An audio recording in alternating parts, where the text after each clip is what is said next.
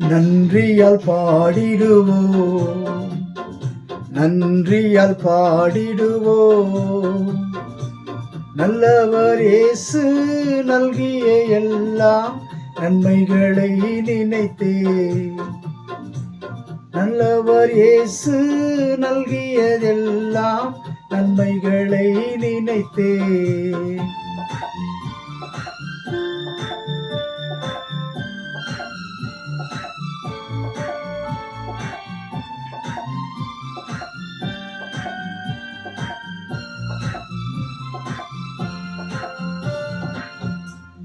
செங்கடல் தன்னை நடுவாய் பிரித்த எங்கள் தேவனின் கரமே, தாங்கியே இந்நாள் வரையும் தயவாய் மாதயவாயா, தயவாய் மாதயவாய். நன்றியால் பாடிடுவோம், நன்றியால் பாடிடுவோம். நல்லவர் இயேசு நல்கிய எல்லாம் நன்மைகளை நினைத்தே. நல்லவர் இயேசு நல்கிய எல்லாம் நன்மைகளை நினைத்தே.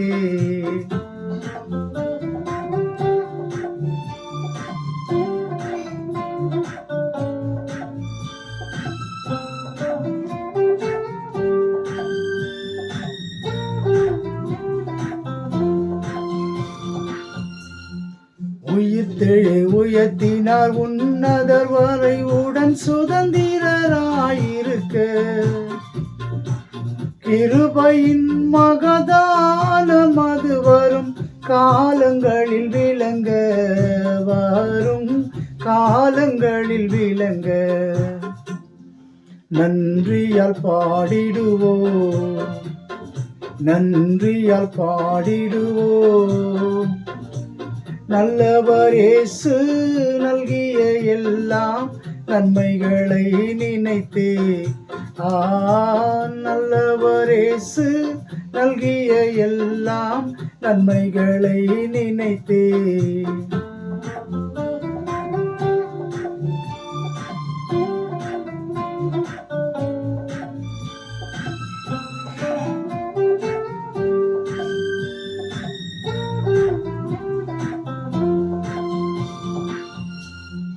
ஜீவனை தியாகமாய் வைத்த பலர் கடும் சேவையில் மரித்தார். சேர்ந்து வந்து சேவை புரிந்து சோர்ந்திடாது நிற்போமா, சோர்ந்திடாது நிற்போம். நன்றியால் பாடிடுவோம், நன்றியால் பாடிடுவோம். நல்லவர் இயேசு நல்கிய எல்லாம் நன்மைகளை நினைத்தே. நல்லவர் இயேசு நல்கிய எல்லாம் நன்மைகளை நினைத்தே.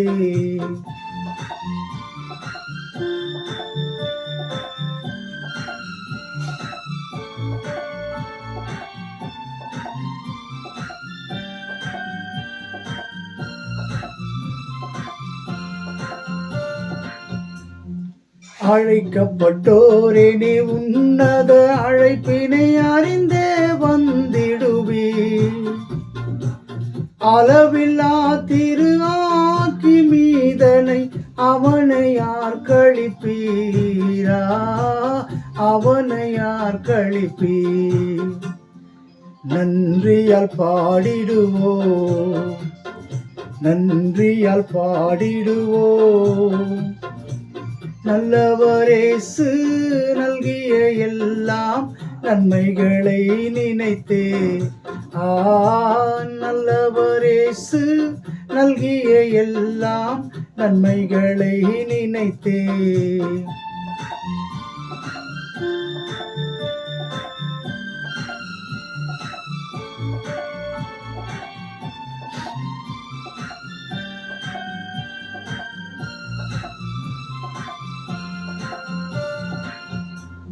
சீயோனை பணிந்துமே கிறிஸ்தேசு ராஜனை சீக்கிரம் வருவார்.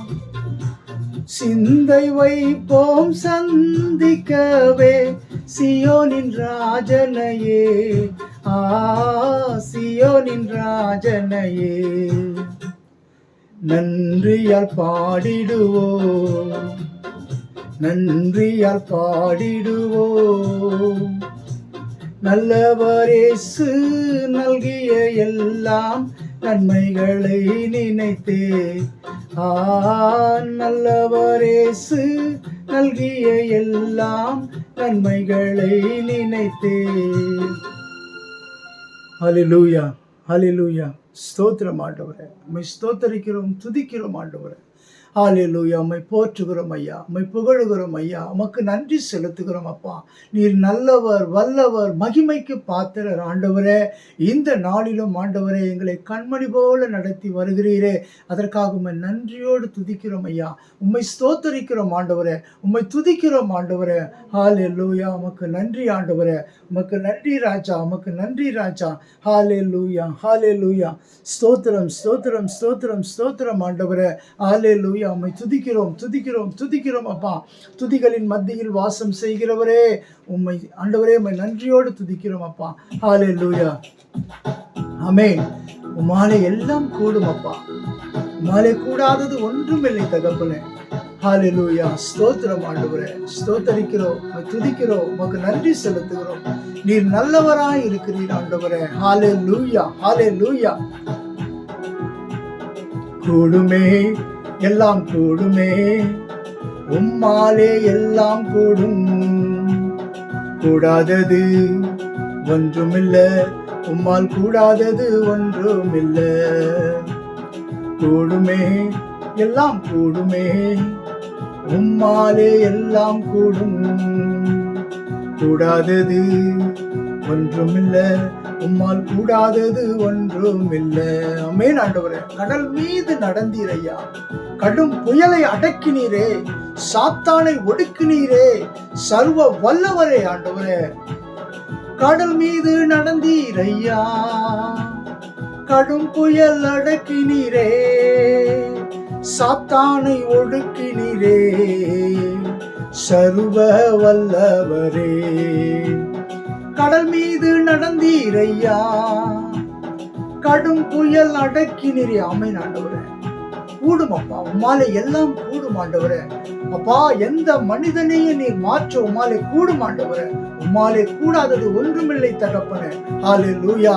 எந்த நோய்களையும் உம்மாலே குணப்படுத்த முடியும் ஆண்டவரே. செங்கடல் உம்மை கண்டு ஓட்டம் பிடித்தது யோர்தான் உம்மை கண்டு பின்னோக்கி சென்றது யோர்தான் உம்மை கண்டு பின்னோக்கி சென்றது ஆமென் ஆண்டவரே. அல்லேலூயா. தகப்பனே, நீ சொல்ல ஆகும், நீ கட்டளையிட நிற்கும் ஆண்டவரே. செங்கடலும் ஆண்டவரே உம்மை கண்டு பின்னோக்கி ஓடுகிறது ஆண்டவரே. ஹல்லேலூயா, ஹல்லேலூயா. கடலும் காற்றும் கடலும் ஆண்டவரே உம்மை கண்டால் ஆண்டவரே பயந்து நடுங்குகிறது ஆண்டவரே. ஹல்லேலூயா. உம்மாலே எல்லாம் கூடும் தகப்பனே. உம் நாமத்திற்கு வல்லமை உண்டப்பா. உம் நாமம் சொன்னால் போதும், பேய்கள் ஓடுதையா. உம் பெயரால் கை நீட்டினா நோய்கள் மறையுதையா. உம் நாமம் சொன்னால் போதும், பேய்கள் ஓடுதையா. ஆமென் ஆண்டவரே. உம் பெயரால் கையில் நீட்டினால் ஆண்டவரே எல்லாமே ஆண்டவரே உமக்கு அடங்குகிறது ஆண்டவரே. எல்லாமே உம்மாலே கூடும் தகப்பனே. கூடாதது ஒன்றுமே இல்லை தகப்பனே. இவர் இப்படிதான் என்று நினைக்க முடியாது ஆண்டவரே. இவனுடைய வாழ்க்கை இப்படிதான் என்று நினைக்க முடியாது ஆண்டவரே. எல்லாவற்றையும் நீர் ஆண்டவரே உயிர் பெயர செய்கிற தேவன் ஆண்டவரே. மரித்து உயிர்த்தீரையா, மரணத்தை ஜெயித்தீரையா, மறுபடி வருவீரையா, ஒரு மாற்றம் தருவீரையா. மரித்து உயிர்த்தீரையா, மரணத்தை ஜெயித்தீரையா, மறுபடி வருவீரையா, ஒரு மாற்றம் தருவீரையா. ஆமென். கூடுமே, எல்லாம் கூடுமே, உம்மாலே எல்லாம் கூடும். கூடாதது ஒன்றுமில்ல, உம்மால் கூடாதது ஒன்றுமில்ல. அம்மை ஆண்டவரே, வனாந்திர பாதையிலே ஜனங்களை நடத்தினீரே அப்பா. கற்பாறை கண்மலையை நீரூற்றாக மாற்றினீரே. அல்லேலூயா. வனாந்திர பாதையிலே ஜனங்களை நடத்தினீரே. கற்பாறை கண்மலையை நீரூற்றாய் மாற்றினீரே. ஆமென். கூடுமே, எல்லாம் கூடுமே, உம்மாலே எல்லாம் கூடும். கூடாதது ஒன்றுமில்ல, உம்மால் கூடாதது ஒன்றுமில்ல. ஆமென். ஆண்டவரே, 4 நாட்கள் நாற்றம் எடுத்த லாசருவை உயிரோடு எழுப்பின தேவன் இந்த நாளிலும் எங்கள் நாற்றம் எடுத்த வாழ்க்கையை மாற்ற உம்மால முடியும் ஆண்டவரே. ஹல்லேலூயா. எல்லாவற்றையும் உம்மாலே மாற்ற கூடும் ஆண்டவரே. ஹல்லேலூயா. ஸ்தோத்திரம் ஆண்டவரே. ஸ்தோத்தரிக்கிறோம் அப்பா. ஸ்தோத்தரிக்கிறோம் ஆண்டவரே. உம்மை துதிக்கிறோம் ஆண்டவரே. ஹல்லேலூயா. ஹல்லேலூயா. உமக்கு நன்றி ராஜா. உம்மை நன்றியோடு துதிக்கிறோம் ஆண்டவரே. ஹல்லேலூயா. உமக்கு நன்றி ஆண்டவரே. ஹல்லேலூயா. ஹல்லேலூயா. ஸ்தோத்திரம் ஆண்டவரே. ஹல்லேலூயா. தகப்பனே, உம்மாலே கூடாத காரியம் ஒன்றும் இல்லை ஆண்டவரே. ஆண்டவரே, உம்மை துதிக்க, உம்மை ஆராதிக்க ஆண்டவரே நீர் கொடுத்த இந்த ஸ்லாக்கியத்திற்காக உமக்கு நன்றி ராஜா. ஹல்லேலூயா. உமக்கு நன்றி ஆண்டவரே. ஹல்லேலூயா. ஸ்தோத்திரம் ஆண்டவரே. ஹல்லேலூயா. உமக்கு நன்றி ராஜா. உமக்கு நன்றி ராஜா. ஹல்லேலூயா. ஸ்தோத்திரம் ஆண்டவரே. ஹல்லேலூயா. உமக்கு நன்றி அப்பா. ஹல்லேலூயா. உமக்கு நன்றி ஆண்டவரே.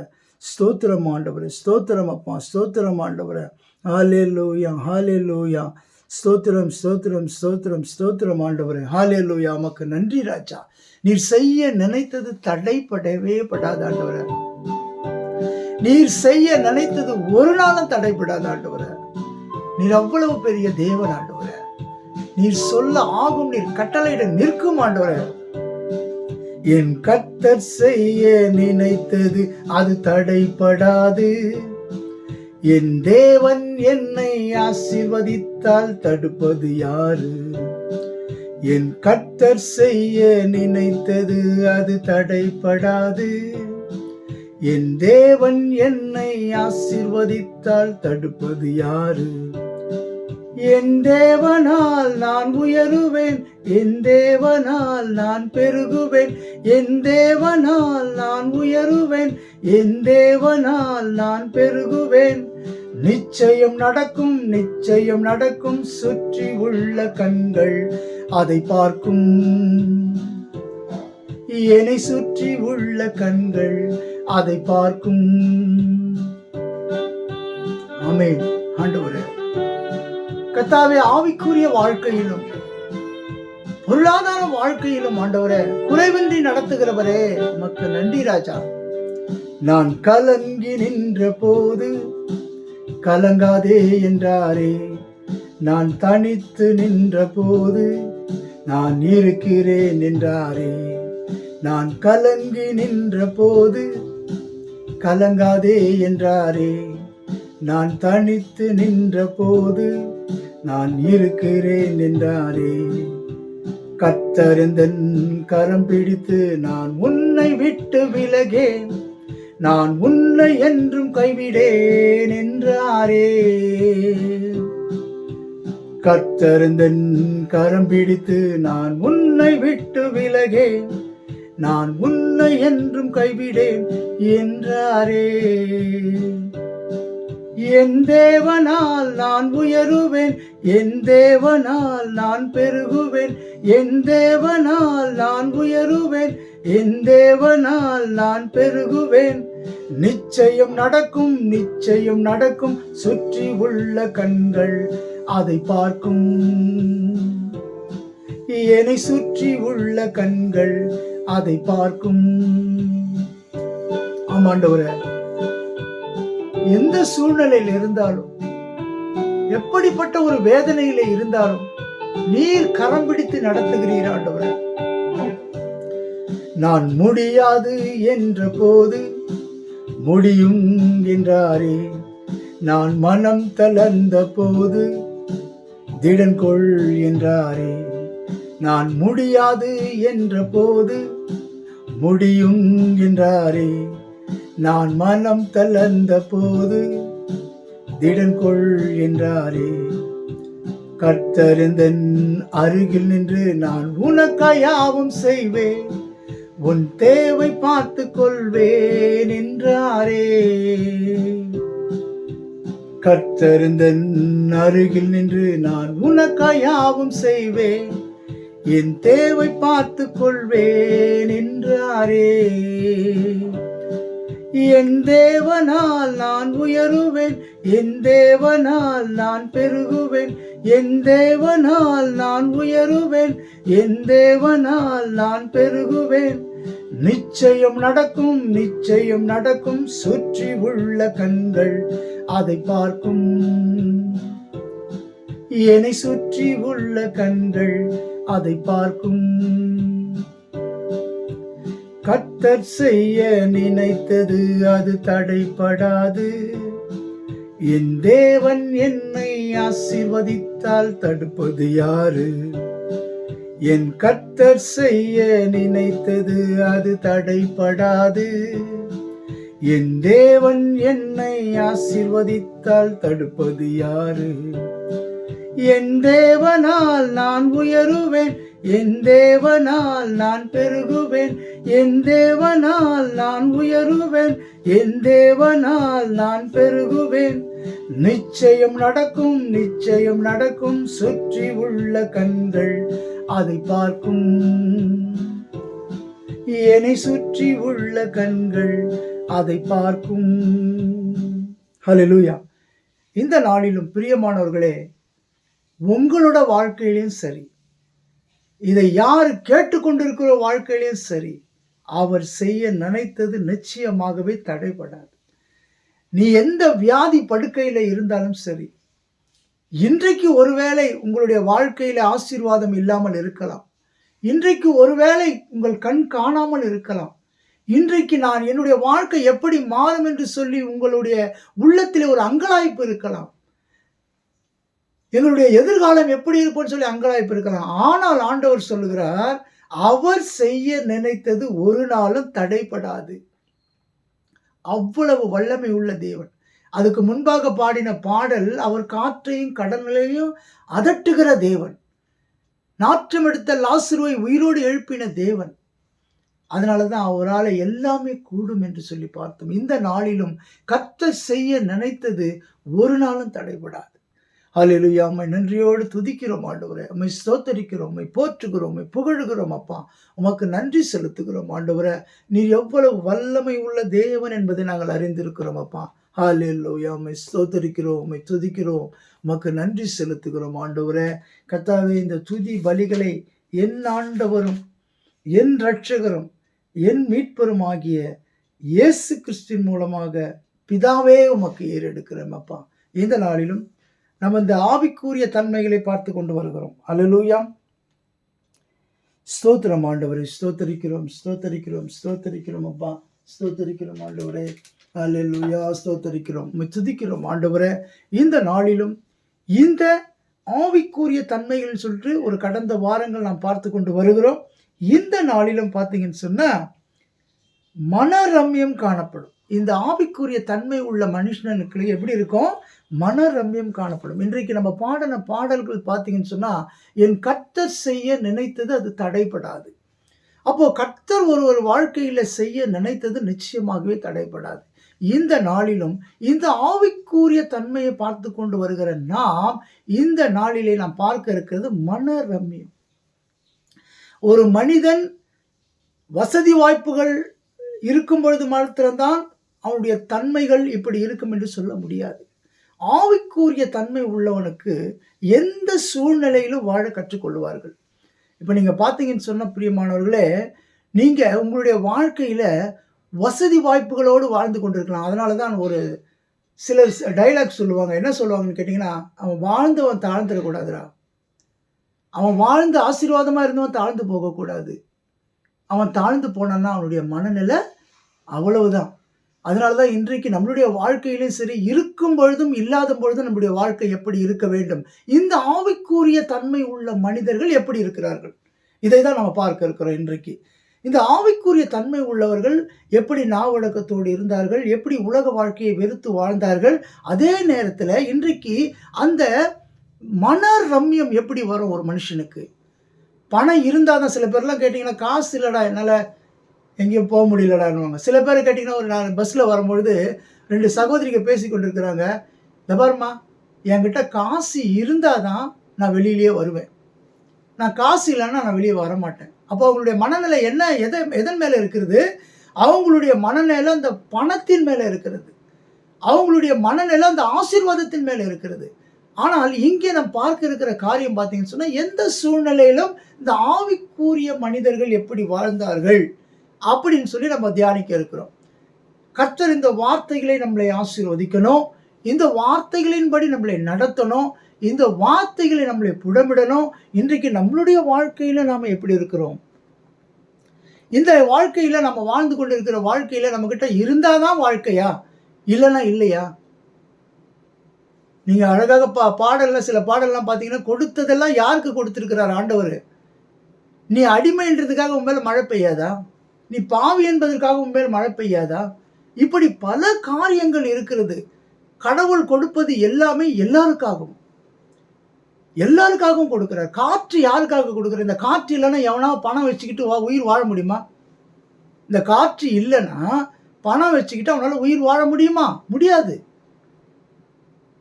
இந்த காற்று நம்ம சுவாசிக்கும் பொழுது தான் நம்மளால உயிர் வாழ முடிகிறது.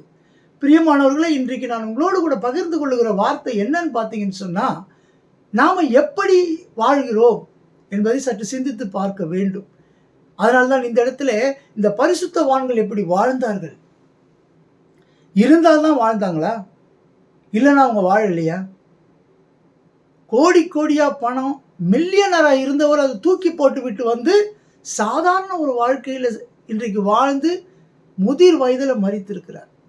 பிரியமானவர்களே, நீங்கள் கேட்டுக்கொள்ளுகிற இந்த காரியம் என்னன்னு பார்த்தீங்கன்னு சொன்னா, இன்றைக்கு மனரம்யம் எப்படி மனரம்யம் வரும்? அந்த மனரம்யத்தை குறித்து பார்க்க இருக்கிறோம். கர்த்தர் தாமே இந்த வார்த்தைகளை ஆசீர்வதிக்கணும். கர்த்தர் தாமே இந்த வார்த்தைகளின்படி ஆண்டவர் நம்மளை நடத்தணும். ஹalleluya, ஸ்தோத்திரம் ஆண்டவரே. ஹalleluya, உமக்கு நன்றி அப்பா. இந்த நாளிலும் பார்த்தீங்கன்னா பிரியமானவர்களே, இந்த பிலிப்பியர் 2வது அதிகாரத்தில் ஹalleluya, நன்றியோடு துதிக்கிறோம் ஆண்டவரே.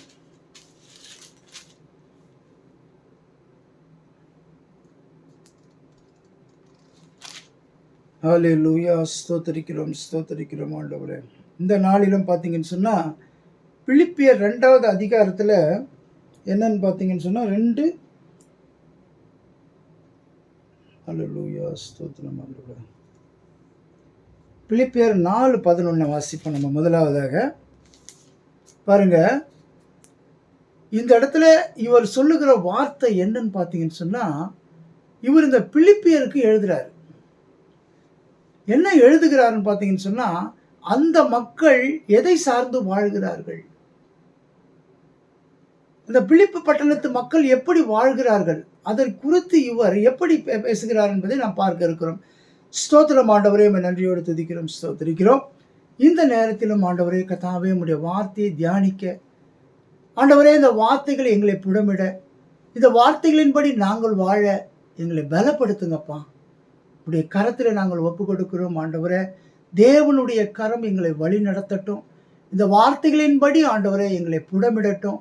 இந்த வார்த்தைகள் சொல்லப்பட்டிருக்கிறபடி எங்கள் வாழ்க்கையை மாற்றி அமைத்துக்கொள்ள என் தேவன் நீங்க கிரியை செய்யும்படியா உம்முடைய கரத்தில் ஒப்பு கொடுத்து ஜெபிக்கிறேன் அப்பா. எல்லாவற்றையும் நீங்க பொறுப்பெடுத்துக் கொள்ளுங்க, ஆசீர்வதிங்க, வழிநடத்துங்க. இயேசு கிறிஸ்துவின் மூலம் ஜெபிக்கிறோம் எங்கள் நல்ல பிதாவே, ஆமென். பாருங்க, நான் வாசிக்கிறேன். பிலிப்பியர் 4வது அதிகாரத்தில் 11வது வசனம் பாருங்க. என் குறைச்சலினாலே நான் இப்படி சொல்லுகிறதில்லை, ஏனெனில் நான் எந்த நிலையில் இருந்தாலும் மனரம்யமாய் இருக்க கற்றுக்கொண்டேன். என்ன சொல்றாரு? எந்த நிலையிலும் மனரம்யமாய் இருக்க கற்றுக்கொண்டேன். பாருங்க, அடுத்த வசனம் பாருங்க. தாழ்ந்திருக்கும் எனக்கு தெரியும், வாழ்ந்திருக்கும் எனக்கு தெரியும், என்னிடத்தில் எவ்விடத்திலும் எல்லாவற்றிலும் திருப்தியாயிருக்கவும் பட்டினியாயிருக்கவும் பரிபூரணம் அடையவும் குறைவுபடவும் போதிக்கப்பட்டேன். அடுத்த வசனம் பாருங்க. என்னை பலப்படுத்துகிற கிறிஸ்துவினாலே எல்லாவற்றையும் செய்ய எனக்கு பலன் உண்டு. இன்றைக்கு நீங்க பார்த்தீங்கன்னு சொன்னா இந்த வசனங்கள் என்ன அழகாக சொல்லப்பட்டிருக்கிறது. ஒருவனுக்கு பலன் இல்லை என்றாலும் சரி, அவன் பலவானாய் மாற்ற ஆண்டவரால முடியும். அதான் சொல்றாரு, என்னை பலப்படுத்துகிற கிறிஸ்துவினாலே எல்லாவற்றையும் செய்ய எனக்கு பலன் உண்டு. அப்போ மேலே சொல்லப்பட்ட வசனம் என்ன சொல்லப்பட்டிருக்கிறதுன்னு சொன்னா, என்கிட்ட பணம் இருந்தாதான் என்னால சந்தோஷமா இருக்க முடியும். என்கிட்ட பணம் இல்லைன்னா நான் சந்தோஷமா இருக்க முடியாது. அப்படி அல்ல. கிறிஸ்துவனுடைய அந்த ஆவிக்குரிய தன்மை அப்படி அல்ல. இருந்தால்தான் வாழ்க்கை, இல்லவென்றால் வாழ்க்கை இல்லை என்பது அல்ல. இந்த பெண் என்னை விரும்பினால்தான் வாழ்க்கை, இல்லை இந்த பெண் என்னை விரும்பவில்லைன்னா வாழ்க்கை இல்லைன்னு இல்லைங்க. பிரியமானவர்களே, இன்னைக்கு சற்று சிந்தித்து பார்க்க வேண்டும். இந்த ஆவிக்குரிய தன்மை உள்ளவன் யாரை சார்ந்து வாழ்கிறான்? அதை தான் இங்கே நாம் உற்று கவனிக்க வேண்டும். அவர் என்ன சொல்லி கொண்டு வருகிறான்னு பார்த்தீங்கன்னா, கடைசியா சொல்லும் பொழுது என்னை பலப்படுத்துகிற. அப்போ ஆவிக்குரியவர்களுடைய தன்மை பார்க்கும் பொழுது கிறிஸ்துவை பின்பற்றுகிறவர்களாகவே வாழ்ந்து கொண்டிருப்பார்கள். அதை தான் பவுல் செய்து கொண்டிருக்கிறார். அவர் எப்படிப்பட்ட போராட்டத்திலும், எப்படிப்பட்ட பிரச்சனையிலும், எப்படிப்பட்ட சூழ்நிலையில் அவர் வாழ்ந்தார்னு பார்த்தீங்கன்னு சொன்னா, பிரியமானவர்களே, அவருக்கு விரோதமான சூழ்நிலை, எந்த நேரத்திலும் மரணம் வரும் என்ற சூழ்நிலை, அப்படிப்பட்ட சூழ்நிலையில அவர் எப்படி வாழ்கிறார்? அவர் என்ன சொல்றாரு? எனக்கு உயர்ந்திருக்கவும் தெரியும், தாழ்ந்திருக்கவும் தெரியும். சொல்றது சாதாரணமான ஆள் இல்லைங்க. பெரிய பணக்காரர். Is a well educated, is a millionaire. அவர் சொல்றாருங்க இந்த வார்த்தை, எனக்கு வாழ்ந்திருக்கவும் தெரியும், தாழ்ந்திருக்கவும் தெரியும். அவர் எப்படிப்பட்ட வாழ்க்கை வாழ்ந்தார் பார்த்தீங்கன்னு சொன்னா, அடிமை ரூபம். ஏசப்பா எப்படி ராஜாதி ராஜாவாய் இருந்து சிங்காசனத்தில் வீற்றிருந்து அடிமை ரூபம் எடுத்து இந்த உலகத்திற்கு வந்தாரோ, அதே போல அவரை பின்பற்றின இந்த பவுல் எப்படிப்பட்டவராய் வாழ்ந்தார்னு பார்த்தீங்கன்னு சொன்னா, இந்த உலகத்துல பெரிய ஆளா இருந்து கூட அவர் சொல்ற வார்த்தை பாருங்க, இப்படிப்பட்ட ஒரு வார்த்தையை சொல்ல முடியாது. எனக்கு தெரிஞ்ச ஒரு சகோதரர், அவரும் ஒரு கோட்டீஸ்வரன் தான். அவரை பார்த்து சந்திச்சு பேசும்பொழுது பார்த்தீங்கன்னா, அவர் சொல்ற வார்த்தை, பிரதர், எது நடந்தாலும் சரி பிரதர், கர்த்தர் என்னோடு கூட இருக்கிறார். அவர் என்னோடு கூட இருக்கும் பொழுது எனக்கு என்ன பிரதர் குறைச்சல் என்று சொல்லி அவர் வாயிலிருந்து வர வார்த்தை அப்படிப்பட்ட வார்த்தை வருகிறது. இன்றைக்கும் இங்கே சொல்லப்பட்டிருக்கிற வார்த்தை என்ன பார்த்தீங்கன்னு சொன்னா, இவர் சொல்லுகிற வார்த்தை, இந்த பரிசுத்தவான் வாயிலிருந்து வருகிற வார்த்தை எப்படிப்பட்ட வார்த்தையா இருக்கிறது பாருங்க. தாழ்ந்திருக்கவும் எனக்கு தெரியும், வாழ்ந்திருக்கவும் எனக்கு தெரியும், எவ்விடத்திலும் எல்லாவற்றிலும் திருப்தியா இருக்க, பட்டினியா இருக்கவும், பரிபூரணம் அடையவும், குறைவுபடவும் போதிக்கப்பட்டேன். நான் எப்படி போதிக்கப்பட்டேன்? அந்த ஆவியானவர் அந்த இயேசு கிறிஸ்துவின் மூலமாக அவரை எப்படி போதித்து நடத்தி இருக்கிறார் பாருங்க. இன்றைக்கு பார்த்தீங்கன்னு சொன்னா, சொஃபிஸ்டிகேட்டட் லைஃப் இருந்தால் தான் நான் ஊழியம் செய்வேன், நான் இவ்வளோ பெரிய ஆளாக இருந்தால் தான் ஊழியம் செய்வேன். இன்னைக்கு கடந்த நாட்களில் சிலரை சந்திச்சங்க. அவர்களுக்கு அன்னைக்கு கொடுத்த அந்த உணவை குறித்து அவர்கள் சொல்லுகிற வார்த்தை, அவர்கள் ரொம்ப அடிமட்டத்தில் இருந்தவர்களுங்க. அந்த புடவையை பார்க்கும் பொழுது அவர்களுக்கு என்ன ஒரு சந்தோஷம், அந்த உணவை சாப்பிட்ட பொழுது அவர்களுக்கு என்ன ஒரு சந்தோஷம். பிரியமானவர்களே, அந்த சூழ்நிலையில அவர்கள் இருக்கும் பொழுதுதான் அவர்களுக்கு அந்த கஷ்டத்தினுடைய வலிமை தெரியும். ஆனால் இங்கே சொல்லப்பட்டிருக்கிறது பார்த்தீங்கன்னு சொன்னா, நல்ல உயர்ந்த நிலைமையில இருந்தவர், வசதி படைத்தவர். இவர் இந்த மக்களுக்காக என்ன பண்றாரு? ஆண்டவர் இயேசுவுக்காக என்ன செய்யறாரு? அவர் வாழ்ந்திருக்கவும் தெரியும், தாழ்ந்திருக்கவும் தெரியும். அங்கதாங்க இங்க அழகாக சொல்லப்பட்டிருக்கிறது ஒரு வார்த்தை. ஏசப்பா சொல்லுவாரு, இதோ வருகிறான் உலகத்தின் அதிபதி, அவனுக்கு என்னிடத்தில் ஒன்றுமில்லை. அப்போ அந்த உலகத்தில் இருக்கிற ஆசைகள் எப்படிப்பட்ட ஆசைகள்? நான் ஒரு வசதிக்காரனாக இருந்தால் வசதியை விட்டு இறங்கி என்னால் வர முடியாதுங்க. ஏசப்பா அந்த உலகத்தின் சிங்காசனத்தை விட்டு இறங்கி வந்தாருங்க. இன்றைக்கு ஒரு வசதி படைத்தவனை கேட்டு பாருங்க, நீ நாளைக்கே உனக்கு இப்படி ஒரு பசியும் பட்டினியும் வந்தனால தாங்க முடியுமா? ஐயோ, என்னால் முடியாதுங்க. என்னால் சில பேர்லாம் சொல்ற பார்த்தீங்கன்னா, என்னால் பசி தாங்க முடியாதுங்க, என்னால் இந்த பதவியை விட்டு இறங்க முடியாதுங்க, இந்த பதவி ஆசையிலிருந்து என்னால் வெளியில வர முடியாதுங்க, நான் இந்த பதவியில தான் இருப்பேன். இன்னைக்கு எனக்கு தெரிஞ்ச இடத்துல பார்த்தீங்கன்னு சொன்னா எத்தனையோ பேருங்களுங்க இந்த பதவிக்காக எத்தனை கொலைகள் நடக்கிறது. இந்த பதவிக்காக எத்தனை பேர்களை அவமானப்படுத்துகிறார்கள். இப்படியெல்லாம் இருக்கிறாங்க. ஆனா இங்க இந்த பரிசுத்தவான் சொல்ற வார்த்தை பாருங்க. எனக்கு எப்படியும் வாழ்ந்திருக்க தெரியும். ஆனா அதுக்கு கடைசியில அவர் சொல்ற வசனம், ஏன் இவர் இப்படி வாழ்ந்திருக்க முடியும்? ஏன் இவ்ளோ பெரிய ஆசீர்வாதத்தை விட்டு இறங்கி வந்திருக்க முடியும்? ஏன் இவர் தரித்திரராவும் இருக்க முடியும்னு சொல்றாருன்னா, அதுக்கு ஒரு காரணம். என்ன காரணம்? யாருக்காக? எதனால அவர் செய்ய முடியுங்கிறத அவர் அழகாக சொல்றார். சற்று சிந்தித்து பார்க்க வேண்டும், உற்று கவனிக்க வேண்டும் பிரியமானவர்களே. உங்களோடு கூட நான் பகிர்ந்து கொள்கிற வார்த்தை பாருங்க. இந்த பரிசுத்தவான், இந்த பவுலாகிய பரிசுத்தவான், அவரே ஒரு இடத்துல சொல்லுகிறார், இந்த பாவமான மனிதனை மீட்கிறதுக்கு யாரால முடியும்? நான் செய்யக்கூடாததை செய்கிறேனே. இந்த பாவ மனுஷனை மீட்க யாரால கூட? ஒரே ஒருத்தரால தான் கூடன்றது அவர் அறிந்து கொண்டார். அதனால தான் இந்த இடத்துல அந்த வார்த்தையை அவர் சொல்லுகிறார் பிரியமானவர்களே. பாருங்க, இந்த இடத்துல பார்த்தீங்கன்னு சொன்னா 3வது வசனம் பாருங்க. 13வது வசனம் பாருங்க. நீங்க 4:13 பிலிப்பியர் 4:13 பார்த்தீங்கன்னு சொன்னா, ஏன்? எதற்காக? இந்த ஒரே ரீசன் தாங்க. அவர் ஏன் இவ்வளவு பெரிய ஆசீர்வாதத்தை விட்டு இறங்கி வந்திருக்க வேண்டும் என்று சொன்னால், அதுக்கு ஒரே ஒரு காரணம் தான். அவரே சொல்றாரு பாருங்க, என்னை பலப்படுத்துகிற. நீங்க வியாதி உள்ளவர்களாக இருக்கலாங்க, நடக்க முடியாதவர்களாக இருக்கலாம், குருடராக இருக்கலாம், வாய் பேச முடியாத ஊமையாக இருக்கலாம், நீங்க குஷ்டரோகியாக இருக்கலாம், நீங்க யாராக இருக்கலாங்க. அவர் உங்களை பலப்படுத்துவார். இன்றைக்கு எத்தனையோ குருடர்கள் ஆண்டவருடைய வார்த்தையை இன்றைக்கு மற்றவர்களுக்கு சொல்லுகிறார்கள் தெரியுங்களா? அந்த இடத்துல அவர்களுக்கு இந்த வசனம் பலப்படுத்தும். இன்றைக்கு எத்தனையோ நோய்வாய்ப்பட்டவர்கள் இருக்கிறார்கள். அவர்களெல்லாம் ஆண்டவரை நேசிக்கிறபடினாலே ஆண்டவர் அந்த இடத்துல சொல்லப்பட்ட வார்த்தை, என்ன வார்த்தை சொல்லப்பட்டிருக்கிறது? என்னை பலப்படுத்துகிற கிறிஸ்துவினாலே எல்லாவற்றையும் செய்ய எனக்கு பலன் உண்டு என்று சொல்லும்படியாய் இந்த நாளிலும் பிரியமானவர்களே, நீங்கள் ஒருவரை ஒருவர் இப்படி தேற்றுங்க. கர்த்தர் உங்களை பலப்படுத்துவார், இயேசு உங்களை பலப்படுத்துவார், இயேசு உங்களை தூக்கி எடுப்பார், அவர் உங்களோடு கூட இருப்பார் என்று நீங்கள் சொல்லும் பொழுது நிச்சயமாகவே நான் சொல்லுகிறேன், அது நம்மளை பலப்படுத்துகிறதாக இருக்கும். இயேசு கிறிஸ்துவின் ரத்தம் ஜெயம் என்று நீங்கள் சொல்லி பாருங்க.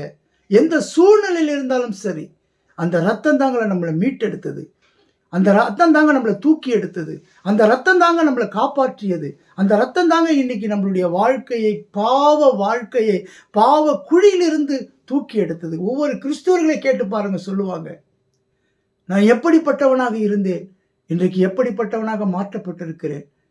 ஆண்டவர் சொல்லுகிற வார்த்தை, எந்த கிறிஸ்துவனையும் ஒரு மனுஷனால எவனையும் மாற்ற முடியாது பிரியமான. ஒரு மனிதனை எவனாலையும் மாற்ற முடியாது. எந்த கிறிஸ்துவனும் போய் மற்றவனை கிறிஸ்துவனாக மாற்ற முடியாது. ஏன்னு சொன்னா, மனம் திரும்புதல் இல்லாமல் ஒருவனாலும் ஒன்றும் செய்ய முடியாது. அதனால்தான் ஆண்டவர் சொல்லுகிறார், மனம் திரும்புங்கள், பரலோக ராஜ்யம் சமீபமாய் இருக்கிறது என்று சொல்லி. பிரியமானவர்களே, சற்று சிந்தித்து பாருங்கள். பரலோக ராஜ்யம், மனம் திரும்புங்கள், பரலோக ராஜ்யம் சமீபமாய் இருக்கிறது. பணம் கொடுத்து மாற்ற முடியாதுங்க. சற்று சிந்தித்து பார்க்க வேண்டும். இந்த பவுலை ஆண்டவர் சந்தித்தார், அவருடைய மனதை மாற்றினார். அதுக்கு முன்பாக கிறிஸ்துவர்களை துன்பப்படுத்துகிற ஒரு மனிதராக இருந்தார். கிறிஸ்துவர்களை எல்லாரையும் அடக்கி ஆளுகிறவர்களாக இருந்தார். அவர்களை சிறைச்சாலையில போடுகிறவராக இருந்த இந்த பவுல், அவருடைய வாழ்க்கை எப்படி மாற்றப்பட்டது? ஆண்டவராகிய இயேசு கிறிஸ்து அவரை சந்தித்த பொழுதுதான் மாற்றப்பட்டது. அவர் நல்ல அதிகமாக படித்தவர், கமாலிய பாதத்திலே அமர்ந்து படித்தவர் என்று சொல்லப்பட்டிருக்கிறது. அந்த காலத்தில் அவர் ஒரு பெரிய படிப்பாளியாக இருந்திருக்கிறார். ஒரு நொடி பொழுதிலே வாழ்க்கையை மாற்றிவிட்டாரே ஆண்டவர். அதனால தான் அவரால் சொல்ல முடிகிறது, எனக்கு வாழ்ந்திருக்கவும் தெரியும், தாழ்ந்திருக்கவும் தெரியும், எனக்கு பசியா இருக்கவும் தெரியும், பட்டினியா இருக்கவும் தெரியும். சற்று சிந்தித்து பார்க்க. இங்கு நம்ம வேற ட்ராக் போக தேவையில்லை. நான் சில நாட்களில் பேசும்பொழுது வேற ட்ராக் போய் பேசியிருப்பேன். காரணம் என்னன்னு கேட்டிங்கன்னா, அது சூழ்நிலைக்கு ஏற்ற போல நான் பேசியிருப்பேன். இன்று பரிசுத்தவான்கள் சொல்லுவது என்ன? இவர் எப்படி சொல்லுகிறார்? இவர் எதற்காக சொல்லுகிறார்? ஏன் சொல்லுகிறார்? எதனால இவருக்கு இவ்வளோ ஒரு தைரியம்? எதனால இவ்வளோ ஒரு வலிமை எப்படி கிடைத்தது? இந்த பலன் எப்படி இவருக்கு வந்தது? சற்று சிந்தித்து பார்ப்போம் பிரியமானவர்களே. ஆகையினாலே இந்த நாளிலும் கர்த்தர் தாமே இந்த பரிசுத்தவானுடைய வாழ்க்கை போல கர்த்தர் நம்மளை மாற்றணும். பணம் இருந்தாதான், பணம் இல்லைனாலும் உண்மையிலே பிரியமானவர்களே, கர்த்தர் அந்த இடத்துல என் தேவன் என்னை இருதயத்தை ஸ்திரப்படுத்தி இருக்கிறார். அது எல்லோருக்கும் இருக்கிறதோ இல்லையோ என்று எனக்கு தெரியாது. அந்த வாழ்க்கையை கற்றுக்கொண்டீர்கள் என்று சொன்னால் மனரம்யமாய் நீங்கள் வாழ முடியும் பிரியமானவர்களே. எந்த சூழ்நிலையில் இருந்தாலும் வாழ முடியும். நீங்க பலவீனமாக இருந்தாலும் சரி, உங்கள் குடும்பத்தில் குறைச்சல் இருந்தாலும் சரி, நிச்சயமாகவே ஒரு நாள் அதை தேவனால் மாற்றப்படும் பிரியமானவர்களே. அந்த ஆண்டவராகிய இயேசு கிறிஸ்து தான் எல்லாவற்றையும் மாற்றுகிறவராய் இருக்கிறார். இன்றைக்கு நாம் எப்படி மனரம்யமாய் வாழ முடியும்? அதற்கு ஒரே வழி ஆண்டவராகிய இயேசு கிறிஸ்து நம்மோடு கூட இருந்தாலே ஒழிய அதை நிச்சயமாகவே நம்மளால வாழ முடியாது பிரியமானவர்களே. மற்றவர்களுக்கு முன்பாக அவமானப்பட்டு போய்விடுவோமே, மற்றவர்கள் முன்பாக நம்ம வெட்கப்பட்டு தலை குனிவோமே என்று எந்த கலக்கமும் இருக்காது. இயேசு கிறிஸ்துவை பின்பற்றுகிறவர்களுக்கு அப்படிப்பட்ட ஒரு கலக்கம் வரவே வராது. அது எப்படிப்பட்டவனாக இருந்தாலும் சரி, யாராக இருந்தாலும் சரி, இவனிடத்தில் நான் அதை பற்றி கவலையே பட மாட்டாங்க. அதுதான் இங்கே சொல்லப்பட்டிருக்கிறபடி என்னை பலப்படுத்துகிற கிறிஸ்து. உள்ளுக்குள்ள இருக்கிறவர் பெரியவருங்க.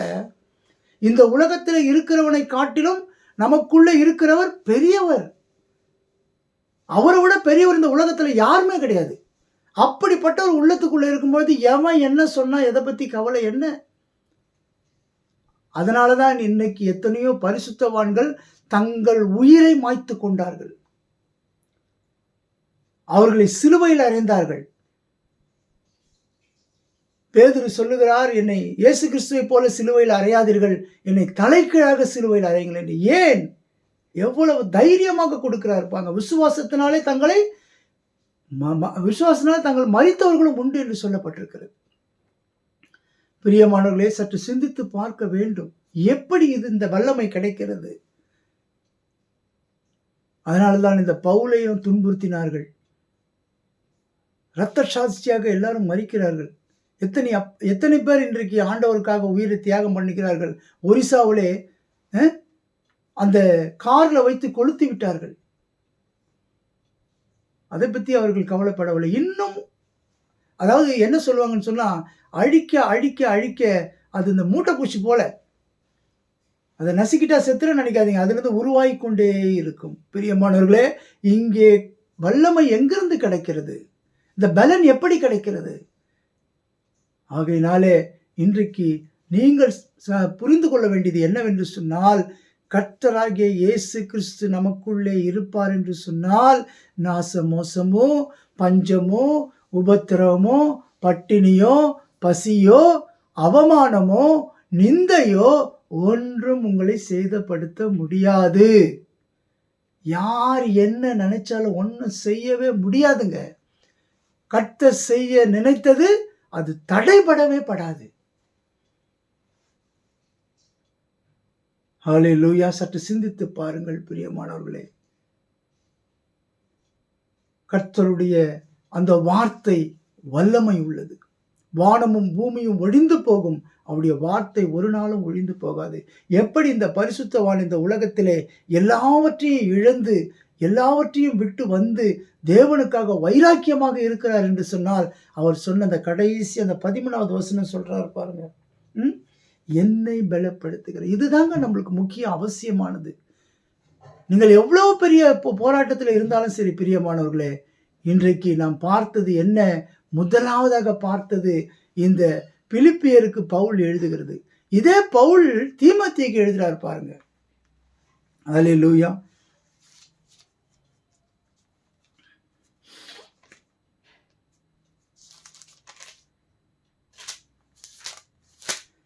ஸ்தோத்திரம் ஆண்டவரே, ஸ்தோத்திரம் ஸ்தோத்திரம் ஸ்தோத்திரம். பாருங்க, தீமோத்தேயுக்கு அழகாக எழுதுறாரு பாருங்க. தீமோத்தேயுகிட்ட சொல்றாரு, முதலாவதாக பிலிப்பியருக்கு அவர் என்ன சொல்றாரு?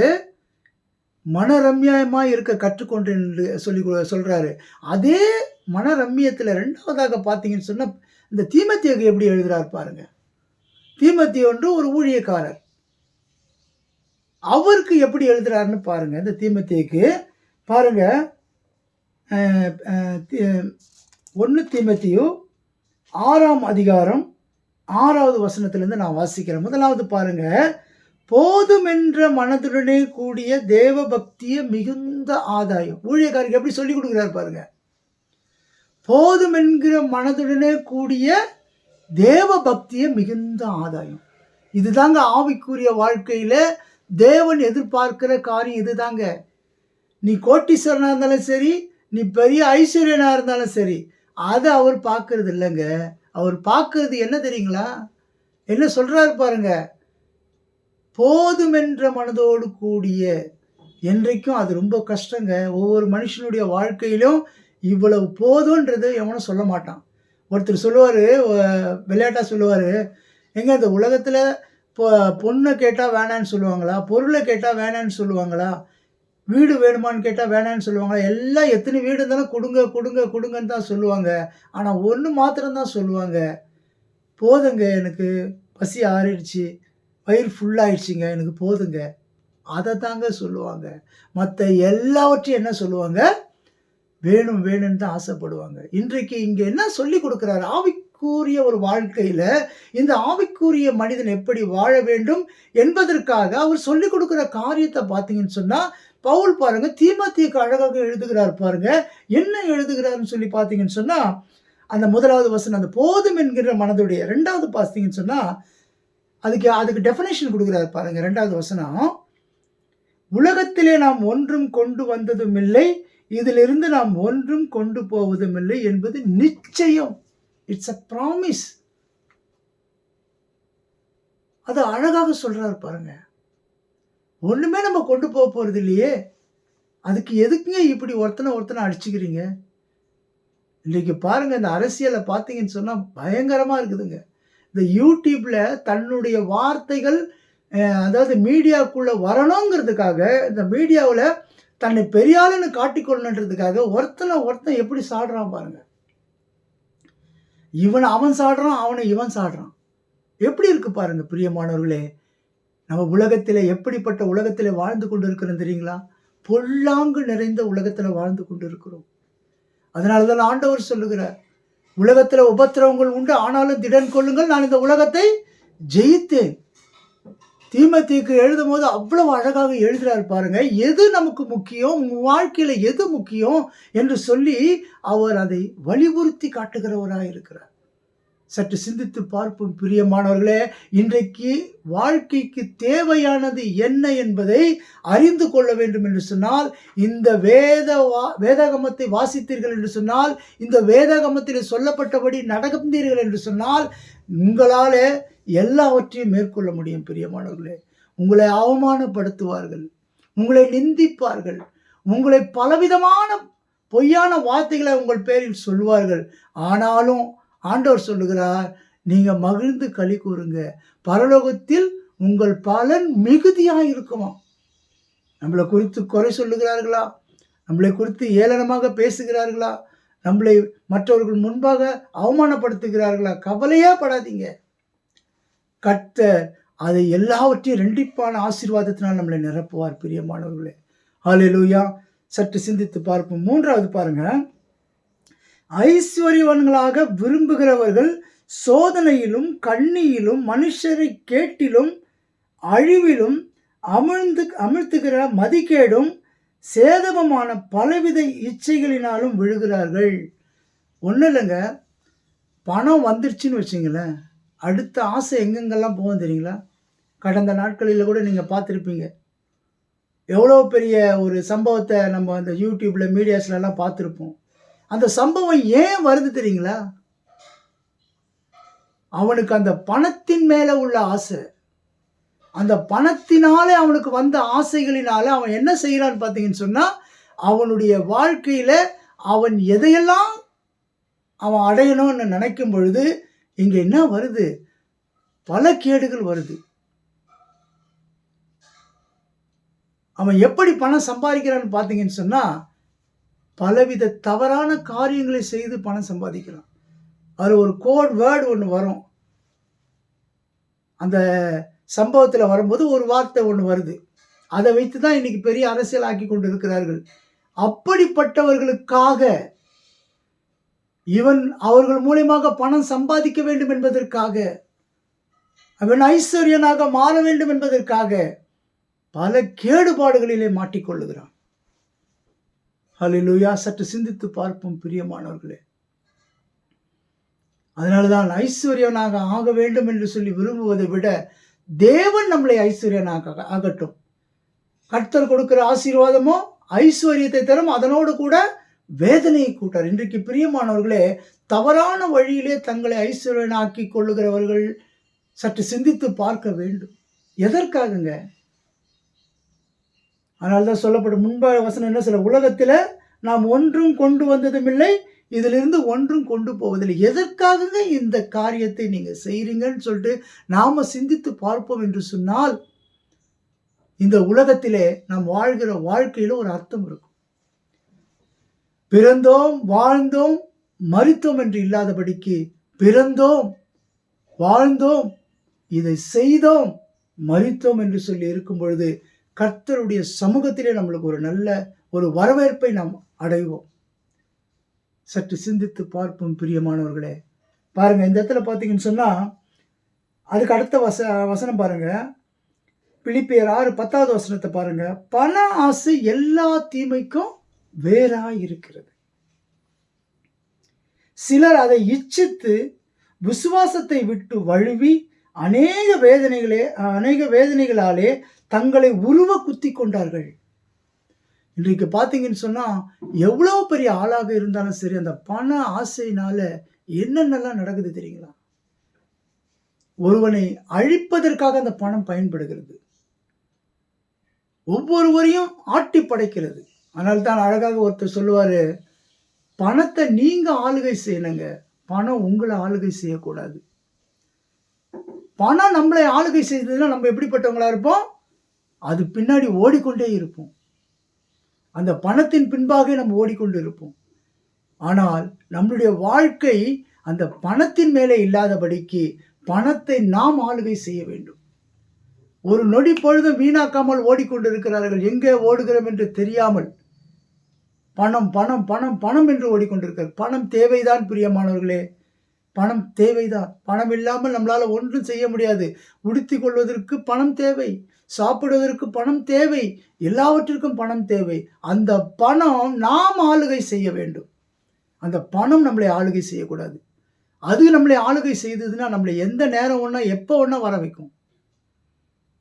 அதனால தான் இந்த இடத்துல என்ன சொல்லப்பட்டிருக்கிறது? பண ஆசை எல்லா தீமைக்கும் வேறா இருக்கிறது. பவுல் அழகாக பாருங்க, தீமோத்தேயுக்கு என்ன சொல்லி கொடுக்குற, இந்த ஊழியக்காரங்க இதை தெரிஞ்சுக்க வேண்டும். எல்லாரும் தெரிஞ்சுக்கணும்னா, பண ஆசை இல்லாமல், பொருள் ஆசை இல்லாமல், உலக ஆசை இல்லாமல் நாம் ஆண்டவருக்காக ஏதாவது செய்தோம் என்று சொன்னால் பிரியமானவர்களே, அதை ஒருவனாலும் ஒன்றும் செய்ய முடியாது. பிசாசு எந்த விதத்திலையும் தடை செய்ய முடியாது. அல்லேலூயா. சற்று சிந்தித்து பார்ப்போம் பிரியமானவர்களே. அந்த பண ஆசை வரக்கூடாதுன்னு தான் அந்த தீமோத்தேயுக்கு அழகாக எழுதுகிறார், பவுல் எழுதுகிறார். எப்படி எழுதுகிறார் பார்த்தீங்கன்னு சொன்னா, இந்த பண ஆசையினாலே எப்படிப்பட்ட விளைவுகள் ஏற்படும் என்று அவருக்கு தெரியும். அவர் பணத்தை பார்த்து வளர்ந்தவருங்க. அவர் மில்லியனர். அவர் அப்படி பார்த்து வளர்ந்தவர் தான் இங்கு பேசுகிறார், எழுதுகிறார். நீ இதெல்லாம் முக்கியமா நினைச்சிடாத, ஆவிக்குரிய வாழ்க்கையில வளர்வது தான் முக்கியம். இதெல்லாம் ஒரு பிரயோஜனமே இல்லை, இதெல்லாம் அழிந்து போகிறது. இந்த அழிந்து போகிற பொருளுக்காக, இந்த அழிந்து போகிற பணத்துக்காக உன்னுடைய தேவ பக்தியை வீணாக அவமாக்கி விடாதே என்றுதான் அழகாக சொல்லுகிறார். சற்று சிந்தித்து பார்க்க வேண்டும் பிரியமானவர்களே. பாருங்க, இந்த இடத்துல பார்த்தீங்கன்னு சொன்னா, அந்த பண ஆசை எல்லா தீமைக்கும் வேற. சிலர் அதை இச்சித்து அது மேல ஆசை வச்சு இதை சம்பாதிக்கணுன்றதுக்காக குறுக்கு வழியில, தவறான வழியில பார்த்தீங்கன்னு சொன்னா, நான் கடந்த நாட்களில் நான் பஸ்ஸில் வந்துக்கிட்டு இருக்கேங்க. அவர் ஒரு ஆப்பிள் ஃபோன் வச்சிருக்கிறாரு. அது ஸ்டார்டிங் 80,000, 1 லட்சம், 1.5 லட்சம் இப்படி அதிகமான விலைக்கு தான் அந்த ஆப்பிள் ஃபோன் இருக்கும். ஆனால் அந்த சகோதரர் மேல் பாக்கெட்டில் அந்த ஃபோனை வைத்து கொண்டு வருகிறார். இதை இன்னொருவன் என்ன செய்கிறான், அவர் மேலே சாய்ந்து அந்த ஃபோனை எடுத்துக்கொண்டு ஓடிவிட்டான். சற்று சிந்தித்து பாருங்கள் பிரியமானவர்களே. அதன் மேலே இச்சை வந்து என்ன நடக்குது பாருங்க. அது மேலே இச்சை வரும்போது என்ன நடக்குது, அடுத்தவனுடைய பொருளை அபகரிக்க தோணுகிறது. அதனால்தான் அந்த கட்டளைகளில் சொல்லுவார், அடுத்தவனுடைய ஆடையோ மாடையோ அவங்க வீட்டுக்குள்ள உள்ளதை இச்சியாது இருப்பாயாக. அப்போ இந்த பண ஆசை என்ன செய்யுது, எல்லா காரியத்தையும் செய்ய வைக்குது. சற்று சிந்தித்து பார்ப்போம் பிரியமானவர்கள். அடுத்தபடியா பாருங்க, என்ன 11வது வசனம், நீயோ தேவனுடைய மனுஷனே, இவைகளை விட்டோடி நீதியையும் தேவ பக்தியையும் விசுவாசத்தையும் அன்பையும் பொறுமையையும் சாந்த குணத்தையும் அடையும்படி நாடு. இதாங்க ஆவிக்குரிய வாழ்க்கை. உலக வாழ்க்கை வந்து எல்லாவற்றையும் இச்சிக்கணும், எல்லாவற்றையும் அனுபவிக்கணும், எல்லாவற்றையும் எடுத்துக்கொள்ளணும், இவங்களை விட நாம் நல்லா இருக்கணும், இப்படி இருக்கணும், அதுக்காக அவங்கள அழிக்கணும், அதுக்காக அவங்கள குறை சொல்லணும், அதுக்காக அவங்களுக்காக எல்லாவற்றையும் செய்யணும்னு நினைக்கிறது இல்லைங்க. இது ஆவிக்குரிய வாழ்க்கை. இந்த கண்ணு வேற, உலக கண்ணு வேற. அதனால தான் ஆண்டவர் சொல்றார், நீ இச்சித்தியனா முடிஞ்சது கதை, நீ செய்தாயிற்று, உன் கை உனக்கு இடரல் உண்டாக்கினால் அதை தரித்து போடுன்றார். இது ஆவிக்குரிய வாழ்க்கை. அந்த ஆவிக்குரிய தன்மை உள்ளவருடைய வாழ்க்கை எப்படிப்பட்டதா இருக்கும், அதை தான் நாம் பார்த்து கொண்டு வருகிறோம். சற்று சிந்தித்து பார்க்க வேண்டும் பிரியமானவர்களை. பாருங்க என்ன அழகா சொல்றாரு, நீதியையும் தேவ பக்தியையும் விசுவாசத்தையும் அன்பையும் பொறுமையும் சாந்த குணத்தையும் அடைந்து கொள். இன்னைக்கு பொறுமை ரொம்ப ரொம்ப அவசியங்க. ஒருத்தர் நம்மளை கோபமாக பேசிட்டாருன்னு சொன்னால் உடனே கோபம் வந்து அவனை அடித்து விட வேண்டும், அல்லது அவனை அழித்து விட வேண்டும் என்று சொல்லி நம்மளுடைய எண்ணங்கள் பலவிதமாக போகிறது. ஆனால் கொஞ்சம் பொறுமையாக இருந்தோம் என்று சொன்னால், அதனால்தான் இந்த சூசைட் பண்ண போகிறவங்க வந்து அந்த லாஸ்ட் டைமில் யாராவது வந்து கிராஸ் பண்ணாங்கன்னா அந்த இடத்துல அவங்க அந்த சூசைட் எண்ணமே மாறிடும். அதனால தான் கவுன்சிலிங் வர சொல்லுவாங்க. எதற்காகன்னு பார்த்தீங்கன்னு சொன்னால் அந்த ஃப்ராக்ஷன் ஆஃப் செகண்ட் தான் அது. அந்த நேரத்தில் அவன் யாராவது சந்திச்சு ஏதாவது சொன்ன. அதனால தாங்க இன்றைக்கு அநேக ஊழியக்காரர்கள், அநேகர் இன்றைக்கு வீடு வீடாக போயிட்டு ஆண்டவருடைய வார்த்தையை சொல்கிறாங்க, அதை துன்புறுத்துகிறாங்க. பணத்தை கொள்ளடிக்க போலங்க. அவன் எதை சொல்ல போகிறான் தெரியுங்களா, ஒரு வீட்டில் ஒருத்தர் தூக்கு போடுறதுக்கு ரெடியாக என்ன பண்ணுறாரு, தூக்கு கயிறை மாட்டி இருக்கிறாரு ஃபேனில், ஒரு வாலிப மக. அந்த மாட்டி இருக்கும்போது என்ன நடந்ததுன்னு கேட்டிங்கன்னா, அந்த கதவு துவாரத்தின் வழியாக ஒரு சகோதரர் என்ன செய்கிறார், ஆண்டவருடைய வார்த்தையை உள்ளே போடுகிறார். அப்போ அந்த வார்த்தையை அந்த மகள், சரி சாகத்தான் போகிறோம், சூசைட் பண்ணிக்க தான் போகிறோம், சரி இது என்ன வார்த்தைன்னு பார்க்கலாமேன்னு சொல்லி எடுத்து படித்து பார்த்தா, வருத்தப்பட்டு பாரம் சுமக்கிறவர்களே நீங்கள் எல்லோரும் என்னிடத்தில் வாருங்கள், நான் உங்களுக்கு இளைப்பாறுதல் தருகிறேன். என்ன வார்த்தை பாருங்க. அந்த வார்த்தை உடனே இம்மீடியட்டாக அந்த பாப்பாவை கேட்ச் பண்ணிடுச்சு.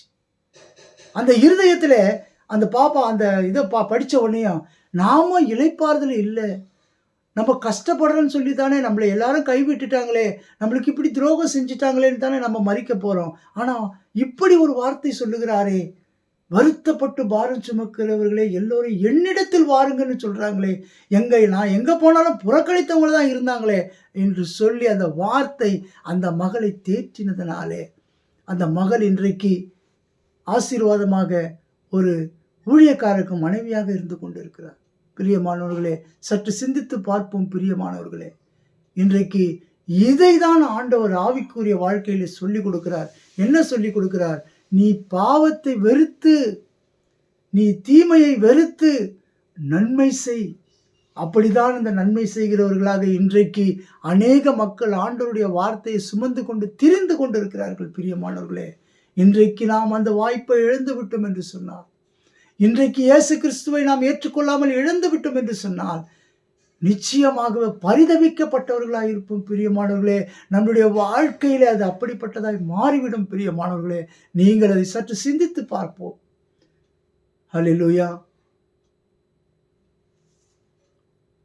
அடுத்த வசனத்தை வாசிப்போம். 12வது வசனம் பாருங்க. 1 தீமோத்தேயு 6வது அதிகாரம் அந்த கன்டினியூஷன் வாசித்துட்டு வரேன். 12வது வசனம் பாருங்க. விசுவாசத்தில் நல்ல போராட்டத்தை போராடு. நாளைக்கு போய் இவனை அழிச்சிடலாம். நம்ம இந்த காரியத்தை செஞ்சோம்னா இவ்வளோ பெரிய ஆள் ஆயிடலாம். அவனுக்கு தீமை செஞ்சா நம்மளுக்கு ஒரு 10 லட்சம் ரூபாய் கிடைக்கும். அப்படின்னு சொல்லி இங்க சொல்லிக் குடுக்கலங்க. எப்படி சொல்லிக் குடுக்குறாரு பாருங்க. இதுதாங்க ஆவிக்குரிய வாழ்க்கையில நமக்கு தேவையானது இதுதாங்க. இதுதாங்க உண்மையான போஷாக்கு. தசம பாகங்களை எல்லாம் என் ஆலயத்திலே கொண்டு வாருங்கள். பண்டகசாலைகளை கொண்டு வாருங்கள். அங்கே உங்களுக்கு ஆகாரம் உண்டாகி இருக்கும்படியாய். ஆகாரம், எந்த ஆகாரம் ரொம்ப ரொம்ப அவசியம் தெரியுங்களா? ஆண்டவர் சொன்னார், இந்த உலகத்துல வாழும்போது சொன்னார், மனிதன் அப்பத்தினால மாத்திரம் அல்ல, தேவனுடைய வாயிலிருந்து புறப்படுகிற ஒவ்வொரு வார்த்தையினாலும் உயிர் வாழ்வான். இவ்வளவு பெரிய காரியம் தெரியுங்களாங்க இன்னைக்கு. நம்ம நினைச்சுக்கிட்டு இருக்கிறோம், இது நடந்தாதான் நம்ம வாழ முடியும், இது இருந்தாதான் வாழ முடியும், இது இல்லைன்னா வாழ முடியாதுன்னு. ஒவ்வொரு மிஷினரிகளும் இந்த இந்திய தேசத்திற்கு வந்து கஷ்டப்பட்டாங்க. கீழே வந்து பார்த்தீங்கன்னா கட்டலில் படுத்துட்டு இருப்பாங்க. கட்டல் மேலே வரைக்கும் தண்ணி இருக்கும், கால் முழங்கால் வரைக்கும் தண்ணி இருக்கும். மேலே வந்து ஒரு பாம்பு படுத்துக்கிட்டு இருக்கும். இப்படி இடத்துல 1 மாதமா 2 மாதமாக தங்கி இருந்து கரெக்டாக அந்த பாம்பும் நைட்டு வருமா. அந்த பாம்பும் நைட்டு வந்து கரெக்டாக இவர் படுக்கிற கட்டலுக்கு மேலே அப்படியே நிற்குமா, அப்படியே படுத்துக்கிட்டு இருக்குமா. அதுவும் பாம்பும் படுத்து வாழ்ந்துருக்குது. அதே இடத்துல ஒரு மிஷினரியும் வாழ்ந்து அங்க இருக்கிற அந்த கிராம மக்களை ஆசீர்வாதத்துக்கு நடத்தினாருங்க. எவ்வளோ பெரிய காரியங்கள் எல்லாம் தியாகம் பண்ணியிருக்காங்க. இன்றைக்கு நாம் சற்று சிந்தித்து பார்க்க வேண்டும். விசுவாசத்துல நல்ல போராட்டத்தை போராட வேண்டும். விசுவாசத்தை காத்து கொள்ளணும். அதனால தான் எவ்வளோ அழகா சொல்லி கொடுக்குறாரு பாருங்க. இந்த பவுல் வந்து இந்த தீமோத்தேயு குறித்து ரொம்ப பெருமையா பேசுவாரு. அதே நேரத்தில் இந்த பவுலை எப்படி பலப்படுத்தி, திடப்படுத்தி, நிலைநிறுத்தி இன்றைக்கு அநேக மக்களுக்கு ஆசீர்வாதமாக மாற்றினார். எவ்வளவு அழகாக சொல்லிக் கொடுக்கிறார் பாருங்க. இன்றைக்கு யார் அப்படி சொல்லிக் கொடுக்குறாங்கன்னு எனக்கு தெரியாது. ஒரு வாலிபனையும் அல்லது ஒரு குழந்தை பிள்ளையோ நம்மிடத்துல வரும்பொழுது நாம் சொல்லிக் கொடுத்து வளர்க்க வேண்டியது தேவனுடைய வார்த்தை அவர்களுக்கு ஊட்ட வேண்டுங்க. நன்றாக போஷாக்கை கொடுக்குவதில் தப்பு கிடையாது. நல்ல ஆகாரம் கொடுத்து நல்ல அந்த புஷ்டியாக மாற்ற வேண்டும் என்றதில் எந்த தப்பும் கிடையாது. ஆனால் அதைவிட முக்கியமானது ஆவிக்குரிய உணவு, ஆத்துமா உணவு. அது ரொம்ப ரொம்ப அவசியம். அதனால அப்படிப்பட்டவங்க தான் எந்த சூழ்நிலையிலையும் வாழ முடியும். ஒரு சம்பவத்தில் பார்த்தீங்கன்னு சொன்னால், திடீர்னு ஃப்ளைட் ஆக்சிடென்ட் ஆகி ஒருத்தன் என்ன பண்ணுறான், பேராசூட்லேருந்து வந்து நடு காட்டில் இறங்கிட்டான். அவன் எங்கேயும் போக முடியாத ஒரு சூழ்நிலையில், அது வந்து பாலைவனத்தில் இறங்கிட்டான். அவன் எங்கே போகிறது, எப்படி போகிறதுன்னு தெரியாமல் இருக்கிறான். அந்த இடத்துல அவனுக்கு ஒன்றுமே கிடையாது. அவன் ஒரு பெரிய பணக்காரன். அவனிடத்துல பணம் இருந்தது. அதை சாப்பிட முடியுமா? முடியாதுங்க. இன்றைக்கு அதை தான் விசுவாசத்திலே நல்ல போராட்டத்தை போராடு. இன்றைக்கு நல்ல போராட்டத்தை நம்ம போராட வேண்டுங்க. அதுக்காக தங்களை தியாகம் செய்ய வேண்டும். அப்படிப்பட்ட அந்த சகோதரன் ஒன்றுமே செய்ய முடியாத போயிடுச்சு. பிறகு எப்படியோ அவர் காப்பாற்றப்பட்டார். சற்று சிந்தித்து பார்க்க வேண்டும். அடுத்த வசனத்தை வாசிப்போம். நம்ம 13வது வசனம். நம்முடைய கர்த்தனாகிய இயேசு கிறிஸ்து பிரசன்னமாகும் வரைக்கும் நீ இந்த கற்பனையை மாசில்லாமல் குற்றமில்லாமலும் கைக்கொள்ளு. அழகா சொல்றாரு பாருங்க. எங்க இடத்துல வந்து முடிக்கிறாரு. எதற்காக காத்து கொண்டிருக்கிறோமோ, எதற்காக நம்ம இன்னைக்கு வரைக்கும் நம்ம எல்லா கிறிஸ்துவர்களும் பொறுமையோடு காத்து கொண்டிருக்கிறார்களோ, அந்த காரியம் நிறைவேறும் வரையில உன்னை எப்படியெல்லாம் நீ காத்துக்கொள்ள வேண்டும் என்று சொல்லி அழகாக தீமோத்தேயுக்கு பவுல் எழுதுகிறாருங்க. என்ன மாதிரியான டீச்சிங் பாருங்க. இதை கேட்டு வளர்ந்த அந்த தீமோத்தேயு ஆசீர்வதிக்கப்பட்டார். ஆசீர்வாதம் ஆசீர்வாதம் என்பது வெறும் ஆத்தும ஆசீர்வாதம் மாத்திரம் அல்ல. இது உலக பிரகாரமான ஆசீர்வாதம் மாத்திரம் அல்ல. ஆசீர்வாதம் என்பது ஆவிக்குரிய ஆசீர்வாதம் மிக முக்கியம் பிரியமானவர்களே. அடுத்த பகுதியாக நாம் பார்த்து முடிக்கலாம்.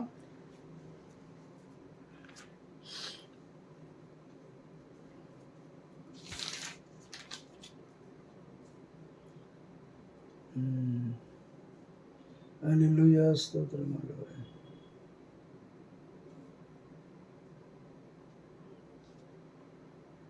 லூக்கா 3:14 பார்ப்போம்.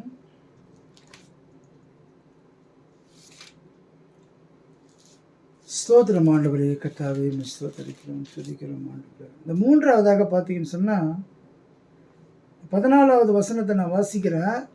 இதை வாசித்து கடைசியாக நம்ம முடிக்கலாம். பாருங்க, லூக்கா 3வது அதிகாரம் 14வது வசனம். பாருங்க, இந்த யோவான் எப்படி இந்த ஆவிக்குரிய காரியத்தை குறித்து, ஆவியின் கனியை குறித்து எப்படி பேசுகிறார் பாருங்க. இந்த 14வது வசனத்தை நான் முதலாவது வாசிக்கிறேன்.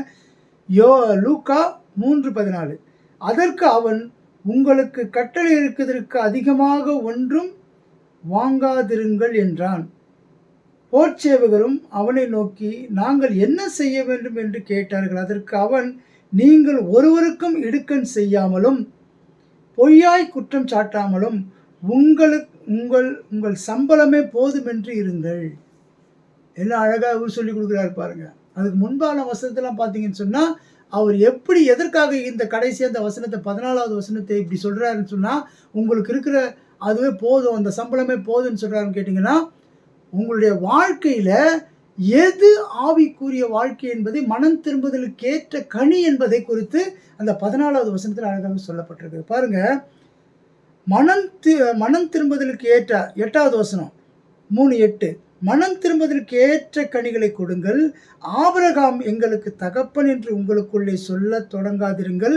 தேவன் இந்த கல்லுகளினாலே ஆபிரகாமுக்கு பிள்ளைகளை உண்டு பண்ண வல்லவராய் இருக்கிறார் என்று உங்களுக்கு சொல்லுகிறேன். அடுத்த வசனம் பாருங்க, 9. இப்பொழுது கோடாரியானது மரங்களின் வேரருகே வைத்திருக்கிறது. ஆகையால் நல்ல கனி கொடாத மரமெல்லாம் வெட்டுண்டு அக்னியிலே போடப்படும். இங்கே சொல்லப்பட்டிருக்கிறது என்னன்னு பார்த்தீங்கன்னு சொன்னால், ஆண்டவர் எதிர்பார்க்குற அந்த மனம் திரும்புவதற்கு ஏற்ற கனிகள். அந்த மனம் திரும்பினா ஒரு மனுஷங்கிட்ட எப்படிப்பட்ட கனிகள் இருக்குன்னு சொல்லி இந்த யோவான் அழகாக சொல்லுகிறார் பாருங்க. அடுத்த வசனத்தை வாசிப்ப பாருங்க. அவர்களுக்கு அவன் பிரதியுத்தரமாக, 2 அங்கிகளை உடையவன் இல்லாதவனுக்கு கொடுக்க கடவன், ஆகாரத்தை உடையவனும் அப்படியே செய்ய கடவன் என்றார். ஆயக்காரரும் ஞானஸ்தானம் பெற வந்து அவனை நோக்கி, போதகரே, நாங்கள் என்ன செய்ய வேண்டும் என்று கேட்டார். பாருங்க, இதை கேட்டவுடனே அவங்க பயந்துட்டு அவங்க கேட்குறாங்க, நாங்கள் என்ன செய்யணும்னு கேட்குறாங்க. அதுக்கு அவர் சொல்கிறார், அதற்கு அவன், உங்களுக்கு கட்டளையிட்டு இருக்கிறதற்கு அதிகமாய் ஒன்றும் வாங்காதிருங்கள். உங்களுக்கு என்ன தேவைகளோ, என்ன சொல்லப்பட்டிருக்கிறதோ அதை மாத்திரம் செய்யுங்கள் என்று சொல்லி அதுக்கு அடுத்தது தான் கடைசியாக சொல்கிறாரு பாருங்க. 14வது வசனத்தில், போர்ச்சேவகரும் அவனை நோக்கி, நாங்கள் என்ன செய்ய வேண்டும் என்று கேட்டார்கள். அதற்கு அவன், நீங்கள் ஒருவருக்கும் இடுக்கண் செய்யாமல், நீங்கள் யாருக்கும் தீமை செய்யாதீங்க, முடிஞ்சால் நன்மை செய்யுங்க, தீமை செய்யாதபடிக்கு நீங்கள் இடுக்கண் செய்யாமல், என்ன சொல்கிறாரு, இடுக்கண் செய்யாமல் பொய்யாய் குற்றம் சாட்டப்படாமலும் உங்கள் சம்பளமே போதும் என்று இருங்கள். அல்லேலூயா. கர்த்தர் இந்த நாளிலும் நம்மளை மனரம்யமாய் நடக்கிறத பார்த்த 3 காரியங்களை பார்த்தோம். முதலாவது, பவுல் பிலிப்பியருக்கு எப்படி அறிவுரை சொல்லுகிறார் என்றதை பார்த்தோம். 2வது பார்த்தீங்கன்னு சொன்னால், தீமோத்தேயுக்கு எப்படி சொல்கிறார் இந்த ஆவியின் வாழ்க்கையை குறித்து சொல்கிறாருன்னு பார்த்தோம். 3வது, யோவான் எப்படி சொல்கிறார் இந்த ஆவிக்குரிய காரியங்களை குறித்து நாம் பார்த்தோம். இந்த நாளிலும் இந்த 3 காரியங்கள், இந்த 3 சம்பவங்களும் ஆவிக்குரிய வாழ்க்கையிலே, ஆவிக்குரிய தன்மையிலே இந்த ஆவிக்குரிய வாழ்க்கை எப்படிப்பட்டதாக இருக்கிறது என்பதை சொல்லி எல்லாவற்றையும் அழகாக எழுதப்பட்டிருக்கிறதை நாம் நினைத்து பார்க்க வேண்டும். கர்த்தர் தாமே இந்த வசனங்களை கர்த்தர் ஆசீர்வதிப்பாராக. ஹல்லேலூயா. ஸ்தோத்திரம் ஆண்டவரே, ஸ்தோத்தரிக்கிறோம். ஹல்லேலூயா. எல்லாவற்றையும் உடைய கரத்தில் ஒப்பு கொடுக்கிறோம் ஆண்டவரே. கர்த்தர் தாமே ஆண்டவரே எல்லாவற்றையும் பொறுப்பெடுத்துக் கொள்ளுங்க, ஆசீர்வதிங்க, வழிநடத்துங்க. இந்த வேத வசனங்கள் எங்களுக்குள்ளே ஆண்டவரை ரீங்காரம்படும்படி செய்யுங்கப்பா. உடைய கரத்தில் ஒப்பு கொடுத்து ஜெபிக்கிறேன் ஆண்டவரே. எல்லாவற்றையும் பொறுப்பெடுத்துக் கொள்ளுங்க, ஆசீர்வதிங்க, வழிநடத்துங்க. இயேசு கிறிஸ்துவின் மூலம் ஜெபிக்கிறோம் எங்கள் நல்ல பிதாவே, ஆமேன். என் ஆத்மாவே கர்த்தரை ஸ்தோத்திரி, என் முழு உள்ளமையுடைய பரிசுத்த நாமத்தை ஸ்தோத்திரி. என் ஆத்மாவே கர்த்தரை ஸ்தோத்திரி, கர்த்தர் செய்த சகல உபகாரங்களையும் மறவாதே. ஆமேன். நம் ஆண்டவராகிய இயேசு கிறிஸ்துவின் கிருபையும் பிதாவாகிய அன்பும் பரிசுத்த ஆவியானவருடைய அந்யோன்ய ஐக்கியமும் இன்றும் என்றும் சதாகாலம் நம்ம அனைவரோடும் கூட இருப்பதாக. ஆமேன். அல்லேலூயா. ஸ்தோத்திரம் ஆண்டவரே.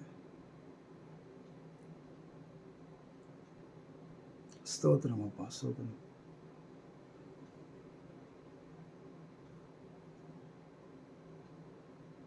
அல்லேலூயா. ஸ்தோத்திரம் அப்பா. ஹல்லேலூயா ஜீசஸ். அல்லேலூயா. ஸ்தோத்திரம், ஸ்தோத்திரம், ஸ்தோத்திரம் ஆண்டவரே.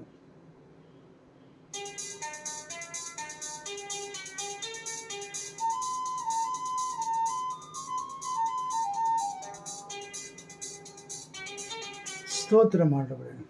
இந்த கரத்திலே ஒப்பு கொடுக்கிறோம் ஐயா. தேவன் தாமே பொறுப்பெடுத்துக் கொள்ளுங்கள்.